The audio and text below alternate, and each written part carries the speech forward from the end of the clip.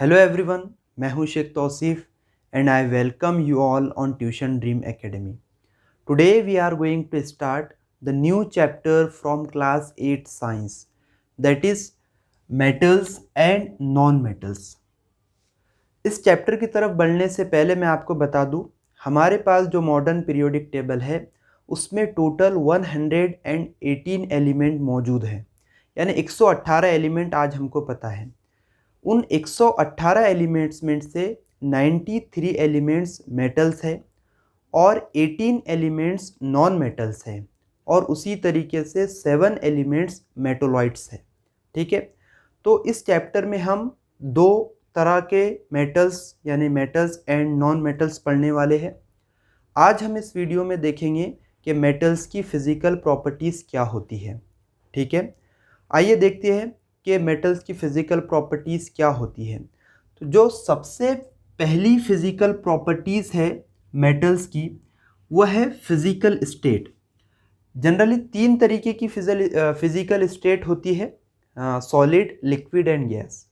Generally all metals are exist in solid state, यानी generally सारे ही मेटल्स जो है वो सॉलिड स्टेट के अंदर पाए जाते हैं, लेकिन कुछ मेटल्स को छोड़कर, जैसे कि मैंने यहाँ पर लिखा except Hg and Ga।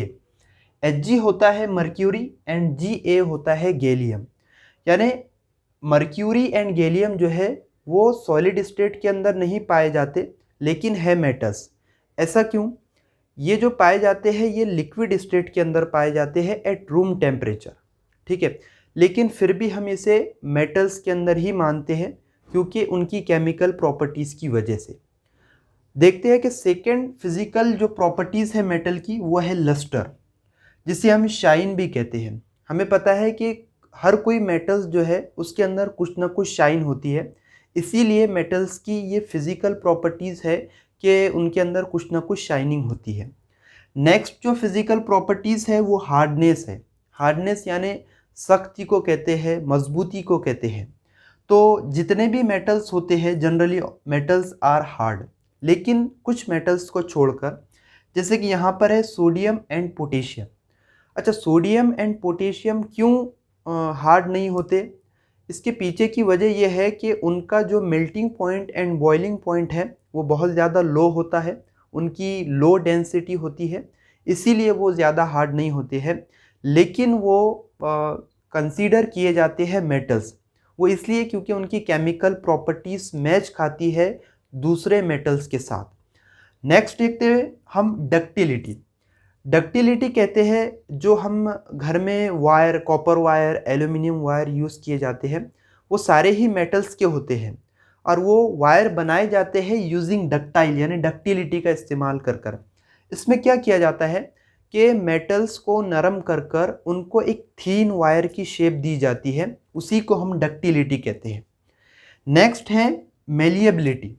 Malleability यानी मैं मेटल्स को काट कर, उनको नर्म कर कर, उनको मुलायम कर कर मैं एक शीट्स की शेप दे देता हूँ, यानी एक शीट्स तैयार करता हूँ with the help of metals. यानी मेटल्स की मैं शीट्स तैयार करता हूँ, उनको काट कर, उनको नरम कर कर, उनको मेल्ट कर कर, उसी को मेलिएबिलिटी कहते हैं।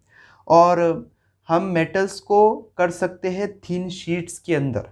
ठीक है, नेक्स्ट है conduction of heat and electricity.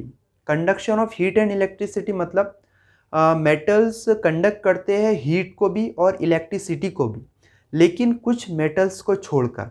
देखते हैं कि वो कौन से मेटल्स हैं जो कंडक्ट नहीं करते हीट एंड इलेक्ट्रिसिटी को।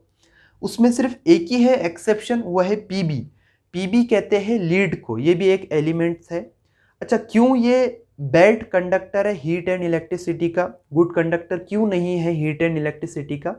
वो इसलिए जो पीबी है वो बहुत ही जल्दी यानी फ़ौरन एटमॉस्फेयर के साथ रिएक्ट करता है और अपना ऑक्साइड तैयार करता है, यानी लीड ऑक्साइड तैयार करता है, जो अलाउ नहीं करता हीट और इलेक्ट्रिसिटी को।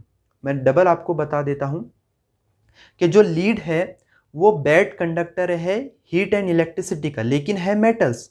वो इसलिए क्योंकि जो लीड है वो एटमॉस्फेयर के साथ बहुत जल्दी रिएक्ट करता है और अपना ऑक्साइड तैयार करता है, जो कि अलाउ नहीं करता हीट और इलेक्ट्रिसिटी को। इसीलिए जो लीड है वो बैड कंडक्टर है हीट एंड इलेक्ट्रिसिटी का, लेकिन है मेटल। ठीक है, जनरली सारे ही मेटल्स गुड कंडक्टर है हीट एंड इलेक्ट्रिसिटी के, यानी उसके अंदर से हीट भी बहुत जल्दी एब्जॉर्व करते हैं और इलेक्ट्रिसिटी भी सारे ही मेटल्स के अंदर से पास होती है। उसी को कहते हैं conduction of heat and electricity. Next point की तरफ पढ़ते हैं, डेंसिटी की। मेटल्स जो होते हैं उनकी सारी मेटल्स की डेंसिटी जो है वो हाई होती है। यहाँ डेंसिटी किसे कहेंगे? अगर मैं आपको जनरल डेंसिटी कहूँ, डेंसिटी की का जो फॉर्मूला होता है वो होता है मास अपॉन वॉल्यूम। अच्छा, डेंसिटी क्या होता है? डेंसिटी जो कोई भी, अगर मैं कंसीडर करूँ, कोई भी मैटर में कंसीडर करूँ, कोई भी सब्सटेंस में लूँ, वो सब्सटेंस के अंदर जो एटम है वो कितने क्लोज है उस पर डिपेंड करती है डेंसिटी। यानी किसी भी सब्सटेंस में जो एटम होंगे वो जितने ज़्यादा करीब और क्लोज होंगे तो उनकी डेंसिटी उतनी ही ज़्यादा होंगी, और अगर वो एटम जितने ज़्यादा दूर होंगे उतनी ही उनकी डेंसिटी लो होंगी। तो यहाँ पर जो मेटल्स की डेंसिटी होती है वो हाई होती है, लेकिन किसे छोड़कर? सोडियम, पोटेशियम एंड लिथियम को। ठीक है, और इनकी डेंसिटी मैंने आपको यहाँ पर बताया हूँ कि जो सोडियम एंड पोटेशियम है जो कि हार्ड नहीं होते हैं, और उनका melting point and boiling point जो है वो क्या होता है? लो होता है, इसीलिए वो हार्ड नहीं होते हैं। और इतना भी ज़्यादा इनकी जो सोडियम है और पोटेशियम है इनकी डेंसिटी इतनी ज़्यादा लो होती है कि वाटर से भी ज़्यादा कम होती है। अगर मैं सोडियम एंड पोटेशियम को मैं वाटर के ऊपर डाल दूँ तो वो वाटर के ऊपर तैरने लगेंगे। ठीक है, क्योंकि वाटर के ऊपर वही सब्सटेंस तैर सकता है जिसकी डेंसिटी वाटर की डेंसिटी से कम हो। ठीक है, नेक्स्ट है melting point and boiling point. हमने कहा MP यानी मेल्टिंग पॉइंट एंड BP यानी boiling point. Generally metals have high melting point and boiling point. सारे ही मेटल्स का जो मेल्टिंग पॉइंट यानी उसको मेल्ट्स करने का पॉइंट जो होता है उसे मेल्टिंग पॉइंट कहते हैं। बॉइलिंग पॉइंट यानी उसे गर्म करने का, उबालने का जो पॉइंट होता है। ठीक है, तो ये कैसा होता है? हाई होता है, लेकिन किसे छोड़कर? वही एलिमेंट्स जो हमने पिछले एक्सेप्शन देखा, जैसे कि Hg है, गैलियम है एंड सोडियम है एंड पोटेशियम है। Hg means mercury. नेक्स्ट है सोनोरिटी। सोनोरिटी कहते हैं कि अगर मैं मेटल्स को स्ट्राइक करता हूँ किसी भी हार्ड ऑब्जेक्ट से तो वो साउंड प्रोड्यूस करेगा, है ना। मेटल्स के ऊपर हमने अक्सर देखा है, मंदिरों के अंदर जो घंटा बजाया जाता है वो मेटल्स का ही होता है। वो इसीलिए यूज़ किया जाता है कि हम जब भी मेटल्स के ऊपर किसी हार्ड ऑब्जेक्ट से स्ट्राइक करते हैं तो वो साउंड प्रोड्यूस करता है और बहुत दूर तक साउंड जाती है। इसीलिए हम कहेंगे कि मेटल्स जो होते हैं सोनोरस इन नेचर, यानी उनकी सोनोरस नेचर होता है, सोनोरिटी उसी को कहते हैं।